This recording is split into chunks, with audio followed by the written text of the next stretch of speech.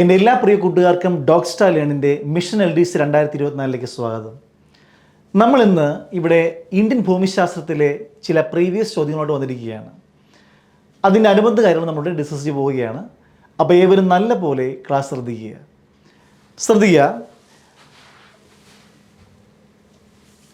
ഒരു previous year ചോദ്യം കൊടുത്തിരിക്കുകയാണ് ഇവിടെ. ഇന്ത്യയുടെ തെക്കേ അറ്റം ഏതാണ്? ഇന്ത്യയുടെ തെക്കേ അറ്റം ഏത് ഭാഗമാണ്, ഏത് പോയിൻ്റാണ്? നോക്കിയ ഇവിടെ ഇതൊരു പ്രീവിയസ് ഇയർ ചോദ്യമാണ്. ഓപ്ഷനിൽ A Kavaratti, B Kanyakumari, C Indira point, D port Blair. ഏവർക്കും ഉത്തരം അറിയാൻ പറ്റും. വളരെ സിമ്പിളാണ് ഉത്തരം. ഉത്തരം എന്താണ്? ഇന്ദിര പോയിൻ്റാണ് ഇന്ത്യയുടെ ഏറ്റവും തെക്കേ അറ്റം. ഇന്ദിര പോയിൻ്റാണ്. ഇവിടെ ഇന്ത്യ എന്ന രാജ്യം എടുക്കുമ്പോൾ അതിൻ്റെ ഏറ്റവും തെക്കായി കാണപ്പെടുന്നത് ആൻഡമാൻ നിക്കോബാർ ദ്വീപിൻ്റെ ഏറ്റവും തെക്കായി കാണപ്പെടുന്ന ഗ്രേറ്റ് നിക്കോബാർ എന്ന് പറയുന്ന ദ്വീപിൻ്റെ തെക്കേ അറ്റമായ ഇന്ദിര പോയിൻ്റാണ്. ഓക്കെ, അപ്പോൾ നോക്കിയ ഇവിടെ, അപ്പോൾ നമ്മുടെ ഇവിടെ ഇത് ഇന്ത്യയുടെ ഒരു മാപ്പ് കൊടുത്തിരിക്കുകയാണ്. ഇവിടെ നമ്മുടെ ഇന്ത്യയുടെ ഏറ്റവും തെക്കായി കാണപ്പെടുന്ന ഭാഗം ഇതാണ്, ആൻഡമാൻ നിക്കോബാർ ദ്വീപുകൾ. അപ്പോൾ ഇന്ത്യയുടെ മെയിൻലാൻഡ് ഇതാണ്. അവത്തിന്ന് കിഴക്ക് മാറിയിട്ട് തെക്ക് കിഴക്കായി മാറിയിട്ട് ബംഗാൾ ഉൾക്കടലിൽ കാണപ്പെടുന്ന ദ്വീപസമൂഹമാണ് ഇത്, ആൻഡമാൻ നിക്കോബാർ ദ്വീപസമൂഹങ്ങൾ. അതിൽ ഏറ്റവും വടക്കായി കാണപ്പെടുന്ന ഭാഗമാണ് ആൻഡമാൻ ഗ്രൂപ്പ് ദ്വീപുകൾ. തെക്കായി കാണപ്പെടുന്നത് നിക്കോബാർ ഗ്രൂപ്പ് ദ്വീപുകളാണ്. ഓക്കെ, ആ നിക്കോബാർ ഗ്രൂപ്പിൽ ഏറ്റവും തെക്കായി കാണപ്പെടുന്നത് ഗ്രേറ്റ് നിക്കോബാർ എന്ന് പറയുന്ന ഒരു വലിയ ദ്വീപാണ്. നിക്കോബാർ ഗ്രൂപ്പിലെ ഏറ്റവും വലിയ ദ്വീപാണ് ഏത്? ഗ്രേറ്റ് നിക്കോബാർ. മറന്നു പോരുത്, ആൻഡമാൻ നിക്കോബാർ ദ്വീപുകൾ രണ്ട് ഗ്രൂപ്പായി തിരിക്കാം. ആൻഡമാൻ ഗ്രൂപ്പും ഉണ്ട്, നിക്കോബാർ ഗ്രൂപ്പും ഉണ്ട്. അതിൽ നിക്കോബാർ ദ്വീപസമൂഹങ്ങളിൽ ഏറ്റവും തെക്കായി കാണപ്പെടുന്നതാണ് ഗ്രേറ്റ് നിക്കോബാർ എന്ന ദ്വീപ്. ആ ദ്വീപ് നിക്കോബാർ ഗ്രൂപ്പിലെ ഏറ്റവും വലിയ ദ്വീപാണ്. ഓക്കെ, ആ ദ്വീപിൻ്റെ ഏറ്റവും തെക്കായി കാണപ്പെടുന്ന ഒരു പോയിന്റ്, ഉണ്ട്. ആ പോയിന്റാണ് പിഗ്മാലിയൻ പോയിന്റ് അഥവാ Indira point. Indira Gandhi prime minister ആകുന്ന സമയത്ത് അവിടെ പോയിരുന്നു. അതുകൊണ്ട് ഇന്ദിരാ പോയിന്റ് എന്ന പേര് വന്നിരിക്കുകയാണ്. അപ്പോൾ ഇന്ദിരാ പോയിന്റ് അഥവാ പിഗ്മാലിയൻ പോയിന്റ്, പാഴ്സൺസ് പോയിന്റ് എന്നൊക്കെ പറയാം. ക്ലിയർ ആകുന്നില്ലേ പോയിന്റ്?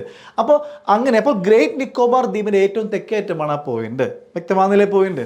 ഓക്കെ, അപ്പോൾ ശ്രദ്ധിക്കുക ഇവിടെ നമ്മളിവിടെ, അപ്പോൾ ഇതാണ് നമ്മുടെ ഇന്ത്യയുടെ ഏറ്റവും തെക്കായിട്ടുള്ള ഭാഗം. അപ്പോൾ ഏതാണ് ഇന്ത്യയുടെ വടക്കേ അറ്റത്തെ പോയിന്റ്?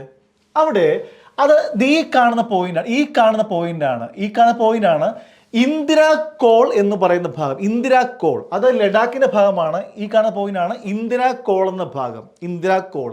അപ്പോൾ ഏറ്റവും വടക്കായി കാണപ്പെടുന്നത് കാശ്മീരിലുള്ള ലഡാക്കിൻ്റെ ഭാഗമായിട്ടുള്ള ഇന്ദിരാ കോളാണ് ഇന്ത്യയുടെ ഏറ്റവും വടക്കേ അറ്റത്തെ പോയിന്റ്. വ്യക്തമാകുന്നില്ല പോയിന്റ്?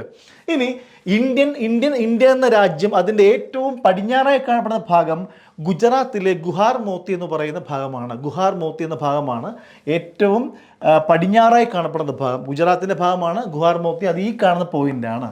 വ്യക്തമാകുന്നില്ല പോയിന്റ്? ഏറ്റവും കിഴക്കേറ്റത്തെ പോയിന്റോ ഈ കാണുന്ന പോയിന്റ്. ഇത് അരുണാചൽ പ്രദേശിന് കിബിത്തു എന്ന് പറയുന്ന ഭാഗമാണ്. അത് അരുണാചൽ പ്രദേശിന്റെ ഏറ്റവും കിഴക്കായി കാണപ്പെടുന്ന ഭാഗമാണ് കിബിത്തു. ക്ലിയർ ആകുന്നില്ല പോയിന്റ്? അപ്പോൾ കിബിത്തു ഏറ്റവും കിഴക്കായി കാണപ്പെടുന്ന ഇന്ത്യയുടെ ഭാഗമാണ്. പടിഞ്ഞാറ് അതെന്താണ്? ഗുഹാർ മോത്തിയാണ് ഗുജറാത്തിൽ. ഏറ്റവും വടക്കേറ്റം ഏതാണ്? അത് ഇന്ദിരാ കോളാണ്. ലഡാക്കിലാണ്, കാശ്മീരിൻ്റെ ഭാഗമാണ്. ലഡാക്കിലാണ് ഇന്ദിരാ കോള്. ഓക്കെ, ഏറ്റവും തെക്കായി കാണപ്പെടുന്ന ഭാഗം ഏതാണ്? അതെന്താണ്? ഇന്ദിരാ പോയിന്റ് ആണ്. വ്യക്തമാകുന്നില്ല പോയിന്റ്? എന്നാൽ ഇതാണ് ഇന്ത്യയുടെ മെയിൻ ലാൻഡ്, പ്രധാന ഭൂമി ഇതാണ്. അപ്പോൾ ദ്വീപസമൂഹങ്ങൾ ഒഴിച്ചുള്ള ഭാഗമാണ് പ്രധാന ഭൂമി എന്ന് പറയാം, മെയിൻ ലാൻഡ് എന്ന് പറയാം. അപ്പോൾ ഇന്ത്യയുടെ മെയിൻ ലാൻഡിൻ്റെ ഏറ്റവും തെക്കുള്ള ഭാഗമാണ് ഏതാണ്? കന്യാകുമാരിയാണ്. അപ്പോൾ ഇന്ത്യൻ മെയിൻലാൻഡ് മാത്രം എടുത്തു കഴിഞ്ഞാൽ, മീൻസ് നമ്മുടെ ദ്വീപസമൂഹങ്ങൾ, നമുക്ക് രണ്ട് ദ്വീപസമൂഹമുണ്ട്. ആൻഡമാൻ നിക്കോബാർ ദ്വീപസമൂഹം ബംഗാൾ ഉൾക്കടലിൽ, പിന്നെന്താണ് ലക്ഷദ്വീപ് ദ്വീപസമൂഹമുണ്ട്. എവിടെയാണ്? അറബിക്കടലിൽ. അപ്പോൾ ഇതാണ് ലക്ഷദ്വീപിൻ്റെ ഏരിയ. അപ്പോൾ ഈ രണ്ട് ദ്വീപസമൂഹം ഒഴിച്ചു കഴിഞ്ഞാൽ ഈ കാണുന്ന ഭാഗമാണ് ഇന്ത്യ എന്ന മെയിൻലാൻഡ്, ഇന്ത്യ രാജ്യത്തിൻ്റെ മെയിൻ ഭൂപ്രദേശം. അതിൻ്റെ തെക്കേ അറ്റമാണ് ഇത് കന്യാകുമാരി. വ്യക്തമാകുന്നില്ല പോയിന്റ്? അപ്പോൾ ഇങ്ങനെയും പറയാം, ഇന്ത്യൻ ഉപഭൂഖണ്ഡം എടുത്തു കഴിഞ്ഞാൽ, ഇന്ത്യൻ ഉപദ്വീപ് എടുത്തു കഴിഞ്ഞാൽ അതിൻ്റെ തെക്കേറ്റം ഏതാണ്? അതെന്താണ് ഈ പറയുന്ന കന്യാകുമാരിയാണ്. അപ്പോൾ ഇന്ത്യൻ ഉപദ്വീപ് എടുത്തു കഴിഞ്ഞാൽ അതിൻ്റെ തെക്കേറ്റം ഏതാണ്? കന്യാകുമാരിയാണ്. പക്ഷേ ഇന്ത്യ എന്ന രാജ്യം മൊത്തം എടുത്താലും ഏതാണ്? ഉത്തരേതാണ് ഇന്ദിര പോയിന്റാണ്. വ്യക്തമാകുന്നില്ലേ പോയിന്റ്? അപ്പോൾ ക്ലിയർ ആകുന്നില്ല പോയിന്റ്? ഓക്കെ, നമുക്ക് അടുത്ത ഭാഗത്തേക്ക് പോകാം. നമുക്ക് ഓക്കെ, അടുത്ത പോയിന്റ്, ബംഗ്ലാദേശിലേക്ക് കടന്നിരിക്കുന്ന ഇന്ത്യൻ സംസ്ഥാനം ഏതാണ്? നോക്കിയേ, ഈ ബംഗ്ലാദേശിലേക്ക് കടന്നിരിക്കുന്ന ഇന്ത്യൻ സംസ്ഥാനം ഏതാണ്? ഒരു പ്രീവിയസ് ഇയർ ചോദ്യമാണ്. ഓക്കെ, ബംഗ്ലാദേശിലേക്ക് കടന്ന ഇന്ത്യൻ സംസ്ഥാനം, ഇവിടെ ത്രിപുരയുണ്ട്, മിസോറം ഉണ്ട്, മണിപ്പൂരുണ്ട്, മേഘാലയുണ്ട്. ക്ലിയർ ആകുന്നില്ല പോയിന്റ്? ത്രിപുര, മിസോറം, മണിപ്പൂർ, മേഘാലയ. ഉത്തരം ഏതാണ്? ത്രിപുരയുണ്ട്, മിസോറമുണ്ട്, മണിപ്പൂരുണ്ട്, മേഘാലയുണ്ട്. ഇവിടെ ഉത്തരം എന്താണ്? അത് ത്രിപുരയാണ്. ത്രിപുരയാണ് ബംഗ്ലാദേശിലേക്ക് കടന്നിരിക്കുന്ന ഇന്ത്യൻ സ്റ്റേറ്റ് ഏതാണ്? അത് ത്രിപുരയാണ്. വ്യക്തമാകുന്നില്ലേ പോയിന്റ്? ഓക്കെ, അപ്പോൾ ശ്രദ്ധിക്കുക, നമുക്ക് അടുത്ത ഭാഗത്തേക്ക് പോകാം. നമുക്ക് നോക്കി, ഇവിടെ ഇന്ത്യൻ ഉപഭൂഖണ്ഡത്തിൽ ഉൾപ്പെടുന്ന രാജ്യങ്ങൾ ഏതൊക്കെയാണ്? ഓക്കെ, 3 ചോദ്യങ്ങൾ ഇവിടെ കൊടുത്തിരിക്കുകയാണ്. ഇന്ത്യൻ സബ് കോണ്ടിനെന്റിൽ ഉൾപ്പെടുന്ന രാജ്യങ്ങൾ ഏതൊക്കെയാണ്? ഓക്കെ, നമ്മുടെ 10ാം ക്ലാസ്സിൻ്റെ പിന്നെ ജോഗ്രഫി ടെക്സ്റ്റിൽ ഇത് ഈ 3 ജോഗ്രഫി ടെക്സ്റ്റിൽ നിന്നാണ് ഈ സംഭവം എടുത്തിരിക്കുന്നത്. നോക്കിയേ, ഇന്ത്യൻ സബ് കോണ്ടിനെന്റ്, ഇന്ത്യൻ ഉപഭൂഖണ്ഡം, അതിൽ ഉൾപ്പെടുന്ന രാജ്യങ്ങൾ എത്രയുണ്ട്? ക്ലിയർ ആകുന്ന രാജ്യങ്ങൾ ഏതൊക്കെയാണ്, അല്ലെങ്കിൽ എത്രയുണ്ട്? ക്ലിയർ ആകുന്നില്ലേ? 2, ഇന്ത്യയുമായി കരാതിർത്തി പങ്കിടുന്ന രാജ്യങ്ങൾ ഏതൊക്കെയാണ്? ഓക്കെ, 3, ഇന്ത്യയുമായി സമുദ്രാതിർത്തി പങ്കിടുന്ന രാജ്യങ്ങൾ ഏതൊക്കെയാണ്? നോക്കിയേ, ഇവിടെ ഇന്ത്യൻ സബ് കോണ്ടിനെന്റിൽ ഉൾപ്പെടുന്ന രാജ്യങ്ങളുടെ എണ്ണം അത് 7ആണ്. എത്രയാണ്? 7ആണ്. ക്ലിയർ ആകുന്നില്ല പോയിന്റ്? അപ്പോൾ നമ്മൾ പിന്നാലെ പോയിന്റ് പറയാം, നമുക്ക് ഏതെല്ലാമാണെന്ന് പറയാം. അപ്പോൾ ഇന്ത്യൻ സബ് കോണ്ടിനെന്റ് അഥവാ ഉപഭൂഖണ്ഡത്തിൽ പെടുന്ന രാജ്യങ്ങൾ ഏതൊക്കെയാണ്?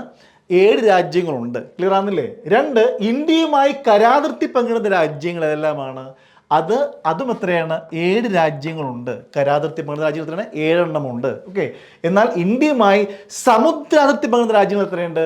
അത് 2 എണ്ണമാണ്. അപ്പം മൊത്തം ഇന്ത്യയുമായി അതിർത്തി പങ്കിടുന്ന രാജ്യങ്ങൾ മൊത്തം 7 എണ്ണം. 7ഉം 2ഉം 9 എണ്ണം ഉണ്ട്.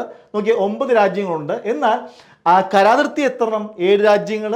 സമുദ്രാതിർത്തി എത്രയാണ്? 2 രാജ്യങ്ങൾ.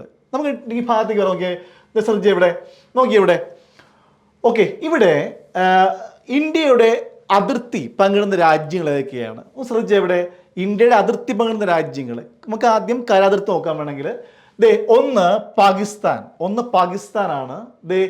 2 അഫ്ഗാനിസ്ഥാനാണ്. ഓക്കെ, ജമ്മു കാശ്മീരിൻ്റെ ഏറ്റവും വടക്കായിട്ടുള്ള ഈ ഭാഗം കണ്ടോ നിങ്ങൾ? ഓക്കെ, ഈ ഭാഗം അഫ്ഗാനിസ്ഥാനുമായിട്ട് അതിർത്തി പങ്കിടുന്നുണ്ട്. ക്ലിയർ ആകുന്നില്ലേ? പക്ഷേ ഈ കാണുന്ന ഏരിയ, ഈ കാണുന്ന കാശ്മീരിൻ്റെ ഭാഗങ്ങളൊക്കെ പാകിസ്ഥാൻ നിയന്ത്രിക്കുന്ന കാശ്മീരിലാണ്, പാക് ഒക്കുപ്പൈഡ് കാശ്മീരിലാണ്. അപ്പോൾ പാകിസ്ഥാൻ പിടിച്ചെടുത്ത കാശ്മീരാണത്. അപ്പോൾ നമ്മൾ അവർക്കത് കൊടുത്തിട്ടൊന്നുമില്ല, തർക്കപ്രദേശമാണ്. അപ്പോൾ നമ്മുടെ പ്രദേശം തന്നെയാണ് ആ കാണുന്ന പ്രദേശം. ഓക്കെ, അതുകൊണ്ട് നമ്മൾ പറയുന്നു കരാതിർത്തി നമുക്ക് ആരുമായിട്ടുണ്ട്? അഫ്ഗാനിസ്ഥാനുമായിട്ട് കരാതിർത്തി നമ്മൾ പങ്കിടുന്നുണ്ട്. ഓക്കെ, അപ്പോൾ ഈ 2 രാജ്യങ്ങളൊന്ന് ഇന്ത്യയുടെ വടക്ക് പടിഞ്ഞാറായിട്ട് 2 രാജ്യങ്ങൾ ഏതൊക്കെയാണ്? 1 പാകിസ്ഥാനും 2 അഫ്ഗാനിസ്ഥാനും എന്താണ് നമ്മളുടെ കരാതിർത്തി പങ്കിടുന്നുണ്ട്. വ്യക്തമാകുന്നില്ലേ പോയിന്റ്? ഓക്കെ, അടുത്തത് ഇവിടെ നോക്കി, ഇവിടെ ഇങ്ങോട്ട് മാറിയാൽ ചൈനയുണ്ട്. ഓക്കെ, അപ്പോൾ ഇന്ത്യയുടെ വടക്ക് ശ്രദ്ധിച്ചാൽ ഇവിടെ ഇവിടെയും ഉണ്ട്. ഈ കാണുന്ന ഭാഗം അങ്ങോട്ട് ചൈനയുടെ ഭാഗങ്ങളാണ്. ഇതെല്ലാം ചൈനയുടെ ഭാഗങ്ങളാണ്. നോക്കിയേ, ഇവിടെ ഇങ്ങോട്ട് മാറിയാൽ ചൈന വന്നു. ഓക്കെ, ചൈന വന്നു. ഒപ്പം തന്നെ എന്താണ്? നേപ്പാൾ വന്നു. അപ്പോൾ ഞാൻ നേരത്തെ പറഞ്ഞു പാകിസ്ഥാൻ അഫ്ഗാനിസ്ഥാൻ 2 രാജ്യമായി. പിന്നെ എന്താണ്? ചൈന മൂന്നാമത്തെ രാജ്യമാണ്. നെക്സ്റ്റ് എന്താണ്? നേപ്പാൾ 4ാമത്തെ രാജ്യമായിട്ട് മാറുന്നു. നെക്സ്റ്റ് 5 ഭൂട്ടാൻ, 5ാമത്തെ രാജ്യമാണ് ഭൂട്ടാനാണ്. നെക്സ്റ്റ് 6 നിങ്ങൾ നോക്കിയേ, മ്യാൻമാർ എന്ന രാജ്യമുണ്ടല്ലോ. 6 എന്താണ്? മ്യാൻമാർ ആണ്. 7 ബംഗ്ലാദേശ് ആണ്. അപ്പോൾ നമ്മുടെ ഇന്ത്യയുമായിട്ട് കരാതിർത്തി പങ്കിടുന്ന രാജ്യങ്ങൾ എത്ര എണ്ണമുണ്ട്? 7 എണ്ണമുണ്ട്. നമുക്കത് റിവേഴ്സ് പറയാം. 1 ബംഗ്ലാദേശ്, 2 മ്യാൻമാർ, 3 ഭൂട്ടാൻ, 4 നേപ്പാൾ, 5 ചൈന, 6 അഫ്ഗാനിസ്ഥാൻ, 7 ആരാണ്? പാകിസ്ഥാൻ. വ്യക്തമാകുന്നില്ലേ പോയിന്റ്? അപ്പം നമ്മൾ ആ നേരത്തെ പറഞ്ഞ ചോദ്യത്തിൻ്റെ ഒരു ചോദ്യത്തിന് ഉത്തരം എന്താണ്? 7 രാജ്യങ്ങളായിട്ട് ഇന്ത്യ കരാതിർത്തി പങ്കിടുന്നുണ്ട്. അത് ഇത്രയുമാണ്. ഇനി 2 രാജ്യങ്ങളുമായി നമ്മൾ എന്താണ്? സമുദ്ര അതിർത്തിയും പങ്കിടുന്നുണ്ട്. ക്ലിയർ ആണ്? 2 പേരുമായിട്ട് നമ്മൾ സമുദ്ര അതിർത്തിയും പങ്കിടുന്നുണ്ട്. ക്ലിയർ ആണെന്നില്ലേ പോയിന്റ്? ഏതൊക്കെയാണ്? നമ്പർ 1 എന്താണ്? നമ്പർ 1 ശ്രീലങ്ക. ശ്രീലങ്കയുമായിട്ട്. നെക്സ്റ്റ് വൺ മാലിദ്വീപ്സ്. ഇതാണ് മാലിദ്വീപ്സ്. ലക്ഷദ്വീപിന്റെ തെക്കായി കാണപ്പെടുന്ന ദ്വീപസമൂഹമാണ് മാലിദ്വീപ്സ്. അപ്പോൾ ഈ മാലിദ്വീപ്സ് ആയിട്ടും ഈ പറയുന്ന ശ്രീലങ്കയുമായിട്ട് നമ്മൾ എന്താണ് സമുദ്ര അതിർത്തി പങ്കിടുന്നുണ്ട്. അപ്പോൾ ഇവയെല്ലാം ചേർക്കുമ്പോൾ 9 രാജ്യങ്ങളായി. 7ഉം 2ഉം 9 രാജ്യങ്ങളായി. അപ്പോൾ ഈ 9 രാജ്യങ്ങളുമായിട്ട് നമ്മൾ അതിർത്തി പങ്കിടുന്നുണ്ട്. 7 പേരായിട്ട് കരാതിർത്തിയും എന്താണ് 2 പേരായിട്ട് എന്താണ് സമുദ്രാതിർത്തി. വളരെ ക്ലിയർ ആണെന്നുള്ള പോയിന്റ്. ഓക്കെ, ഇനി അവിടെ നിൽക്കിட்ட പോയിന്റ്. ഇനി നെക്സ്റ്റ് വൺ, ഇന്ത്യൻ സബ് കോണ്ടിനെന്റിൽ ഉൾപ്പെടുന്ന രാജ്യങ്ങൾ ഏതൊക്കെയാണ്? അപ്പൊ ഇത് രണ്ടും നമ്മൾ പറഞ്ഞു കഴിഞ്ഞു. ഓക്കെ, ഇനി ഇന്ത്യൻ സബ് കോണ്ടിനെന്റിൽ പെടുന്ന രാജ്യങ്ങൾ എത്രയാണ്? 7. എന്താണ് ഇന്ത്യൻ സബ് കോണ്ടിനെന്റ് എന്ന് വെച്ച് കഴിഞ്ഞാൽ, വടക്ക് ഹിമാലയം മുതൽ തെക്കോട്ട് എടുത്തു കഴിഞ്ഞാൽ, വടക്ക് പടിഞ്ഞാറ് ഹിന്ദു കുഷ് മലനിര മുതൽ തെക്കോട്ട് എടുത്തു കഴിഞ്ഞാൽ, വടക്ക് കിഴക്ക് എന്താണ് പൂർവാഞ്ചൽ മുതൽ തെക്കോട്ട്, ഇതെല്ലാം ചേരുന്നതാണ് ഇത് ഇന്ത്യൻ സബ് കോണ്ടിനെന്റ്. ഒന്ന് നോക്കിയേ, ഇവിടെ ഞാനൊരു ചെറിയൊരു ഉദാഹരണം പറഞ്ഞുതരാം നമുക്ക്. ഇത് നോക്കിയാൽ ഇതാണ് നമ്മുടെ ഇന്ത്യയുടെ മാപ്പ്. ഇത് വടക്ക് ഹിമാലയം, ഇതാണ് ഹിമാലയത്തിന്റെ സാന്നിധ്യം. ഇത് ഹിമാലയമാണ്, ഈ കാണുന്ന ഹിമാലയ സാന്നിധ്യമാണ്. വടക്ക് ഹിമാലയം മുതൽ എന്താണ് തെക്കോട്ട് എടുത്തു കഴിഞ്ഞാൽ, ക്ലിയർ ആണെന്നില്ലേ പോയിന്റ്? അപ്പോൾ ഈ ചൈന എന്ന പ്രദേശം പെടുന്നില്ല. ക്ലിയർ ആണെന്നില്ലേ? വടക്ക് പടിഞ്ഞാറ് ഹിന്ദുക്കുഷ് റേഞ്ചിന്റെ സ്ഥാനം ഇതാണ് കേട്ടോ. ഇതാണ് ഹിന്ദുക്കുഷ് റേഞ്ചിന്റെ സ്ഥാനം. ഹിന്ദുക്കുഷിന്റെ അപ്പുറത്താണ് അഫ്ഗാനിസ്ഥാൻ എന്ന് പറയുന്ന പ്രദേശം കിടക്കുന്നത്, പ്രധാനമായിട്ടും കിടക്കുന്നത്. അപ്പോൾ ഹിന്ദുക്കുഷ്, അപ്പോൾ ഇങ്ങോട്ട് വരുമ്പോൾ അവിടെ നിന്ന് ഇങ്ങോട്ട് എടുക്കുമ്പോൾ പാകിസ്ഥാൻ പെട്ടു. കണ്ടോ, പാകിസ്ഥാൻ പെടുന്നുണ്ട്. അപ്പോൾ പാകിസ്ഥാൻ 1, 2 ഇന്ത്യ, 3 ഈ കാണുന്ന നേപ്പാൾ പെടുന്നുണ്ട്. കണ്ടോ, പാകിസ്ഥാൻ, ഇന്ത്യ, പാകിസ്ഥാൻ, നേപ്പാൾ 3 രാജ്യം പെട്ടല്ലോ. ഇങ്ങോട്ട് വന്നു കഴിഞ്ഞാൽ ഭൂട്ടാനും പെടുന്നുണ്ട്. ഓക്കെ, അപ്പൊ എന്താണ് 1, 2 ഈ കാണുന്ന നേപ്പാള്, 3, 4 എന്താണ് ഭൂട്ടാൻ. ഇങ്ങോട്ട് മാറിയാൽ ഹിമാലയം നേരെ തെക്കോട്ട് മടങ്ങി മ്യാൻമാറിന്റെ അതിർത്തിയിലൂടെ തെക്കോട്ട് വരികയാണ്. മ്യാൻമാറിന്റെ അതിർത്തിയിലൂടെ തെക്കോട്ട് വളഞ്ഞു വരികയാണ്. ഹിമാലയം തെക്കോട്ട് മടങ്ങുമ്പോൾ അവിടെ മുതൽ ഇങ്ങോട്ട് പൂർവാഞ്ചൽ നിരകളായിട്ട് മാറുകയാണ്. കിഴക്കൻ കുന്നുകൾ എന്നറിയപ്പെടുന്ന പൂർവാഞ്ചൽ നിരകൾ. വ്യക്തമാകുന്നില്ലേ? അപ്പോൾ പൂർവാഞ്ചലിന്റെ ഇങ്ങോട്ടുള്ള ഭാഗമാണ് ഈ സബ് കോണ്ടിനെന്റിൽ പെടുന്നത്. അപ്പോൾ ആര് പെടുന്നില്ല? അതിനപ്പുറത്ത് കിടക്കുന്ന മ്യാൻമാർ പെടുന്നില്ല. അപ്പോൾ മ്യാൻമാർ പെടുന്നില്ല ഇന്ത്യൻ സബ് കോണ്ടിനെന്റിൽ. ഒപ്പം തന്നെ ആരില്ല?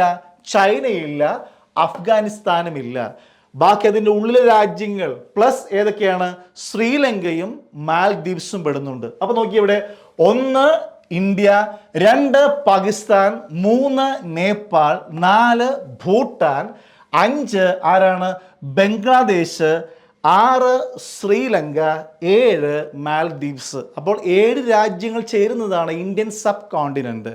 വ്യക്തമാകുന്നില്ലേ പോയിന്റ്? അപ്പോൾ അഫ്ഗാനിസ്ഥാൻ ഇല്ല, ചൈനയില്ല, മ്യാൻമാർ ഇല്ല, ഒന്നും എന്താണ് ഈ 3 രാജ്യങ്ങളും അതിൽ പെടുന്നില്ല. വ്യക്തമാകുന്നില്ലേ? അപ്പോൾ ഈ 3 രാജ്യങ്ങൾ നേരത്തെ കരാതിർത്തിപ്പെടുന്ന രാജ്യങ്ങൾ ഞാൻ പെടുത്തിയതാണ്. അവ 3 പേരെ എന്താണ് നമ്മൾ ഒഴിവാക്കി. ക്ലിയർ ആകുന്നില്ലേ പോയിന്റ്? അപ്പോൾ ഇതാണ് നമ്മുടെ എന്താണ് ഇന്ത്യൻ സബ് കോണ്ടിനെന്റ്. വ്യക്തമാകുന്നില്ലേ പോയിന്റ്? ഓക്കെ, ക്ലിയർ ആകുന്നുണ്ടല്ലോ? അപ്പോൾ ഇതാണ് ഇന്ത്യൻ സബ് കോണ്ടിനെന്റ്. ഇനി ഇവിടെ ഒരു കാര്യം പറയേണ്ട ആവശ്യമുണ്ട്. ഇന്ത്യയുടെ സമുദ്ര അതിർത്തിയുടെ നീളം എത്രയാണ്? ക്ലിയർ ആകുന്നില്ലേ? ഉത്തരം 7516.6 കിലോമീറ്റർ ആണ്. ക്ലിയർ ആകുന്നില്ലേ? അപ്പോൾ ഇന്ത്യയുടെ സമുദ്ര അതിർത്തി ഗുജറാത്ത് മുതൽ ആരംഭിച്ചു കഴിഞ്ഞാൽ ഇവിടെ എന്താണ് വെസ്റ്റ് ബംഗാളിന്റെ ഭാഗം വരെയും വരുന്നുണ്ട്. ക്ലിയർ ആകുന്നില്ല? ഇതാണ് സമുദ്ര അതിർത്തി, ഇവിടെ വരെ വരുന്നുണ്ട്.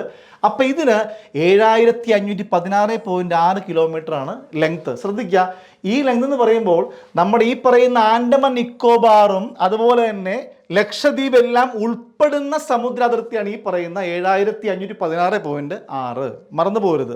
എന്നാൽ ഈ പറഞ്ഞ ഗുജറാത്ത് മുതൽ ഇവിടെ വരെ മാത്രം ഇന്ത്യയുടെ പ്രധാന ഭൂമിയുടെ കരാതിർത്തി മാത്രം ഏകദേശം 6100 കിലോമീറ്റർ ആണ്. 6100 കിലോമീറ്റർ. നോക്കിയേ, ഗുജറാത്ത് മുതൽ എടുത്തു കഴിഞ്ഞാൽ ഇവിടെ വെസ്റ്റ് ബംഗാളിന്റെ തീരം വരെയുള്ള സമുദ്ര അതിർത്തി എത്രയാണ്? 6100 കിലോമീറ്റർ ആണ്. പ്ലസ് നമ്മൾ ഈ പറയുന്ന ആൻഡമാൻ നിക്കോബാർ ദ്വീപസമൂഹങ്ങളും ഒപ്പം തന്നെ എന്താണ് ലക്ഷദ്വീപിന്റെ എന്താണ് അതിർത്തിയും കൂടി ചേരുമ്പോൾ എന്തായിട്ട് മാറുകയാണ്? അത് എത്രയാണ്? 7516.6 ആയിട്ട് മാറുകയാണ്. വ്യക്തമാകുന്നില്ല പോയിന്റ്? ഇനി നമ്മുടെ കര അതിർത്തി ഇവിടെ മുതൽ ആരംഭിച്ച് ഇങ്ങനെ വന്ന് ഇങ്ങോട്ട് വന്ന് ഇങ്ങനെ വന്നു. ഇതാണ് നമ്മുടെ കരാതിർത്തി ഉണ്ടല്ലോ. കരാതിർത്തി എത്രയെന്നറിയാവോ? 15,200 കിലോമീറ്റർ ആണ് 200 കിലോമീറ്ററാണ് കര അതിർത്തി പറയുന്നത്. ഓക്കെ, എന്നാൽ കേരള PSCയുടെ ചോദ്യത്തിൽ ഉത്തരമായിട്ട് നേരത്തെ കൊടുത്തിരുന്നത് 15,106.7 കിലോമീറ്റർ എന്നാണ് കിടക്കുന്നത്. അപ്പോൾ എന്താണ് NCERT ഉത്തരം എത്രയാണ്? 15,200 എന്നാണ്. എന്നാൽ 15,106.7 കിലോമീറ്റർ എന്നാണ് എന്താണ് കേരള PSCയുടെ ഉത്തരമായിട്ട് കൊടുത്തിരുന്നത്. വ്യക്തമാകുന്നില്ല പോയിന്റ്? ശ്രദ്ധിക്കുക. അപ്പോൾ ഇത്രയുമാണ് ബേസിക് ആയിട്ട് പറയാനുള്ളത്. അപ്പോൾ ഏവരും നല്ല പോലെ ഇപ്പോൾ ശ്രദ്ധിക്കുക, എല്ലാം ക്ലിയർ ആണെന്ന് കരുതുന്നു. അപ്പോൾ ഇത്രയും പോയിന്റ്സ് ആണ് നമുക്ക് ഈ ഭാഗത്ത് നിന്ന് പറയാനുള്ളത്. ഒരുപാട് ബേസിക് ഫാക്ട്സ് അടങ്ങുന്നതാണ് ഇന്ത്യൻ ഭൂമിശാസ്ത്രം. അപ്പോൾ നമുക്ക് ഒരുപാട് ചോദ്യങ്ങൾ ഇനിയും പ്രതീക്ഷിക്കാം. അപ്പോൾ ഒരു പുതിയ ടോപ്പിക്കുമായിട്ട് ഇനിയും വരുന്നതാണ്. All the best. God bless you. Thank you. Have A nice day.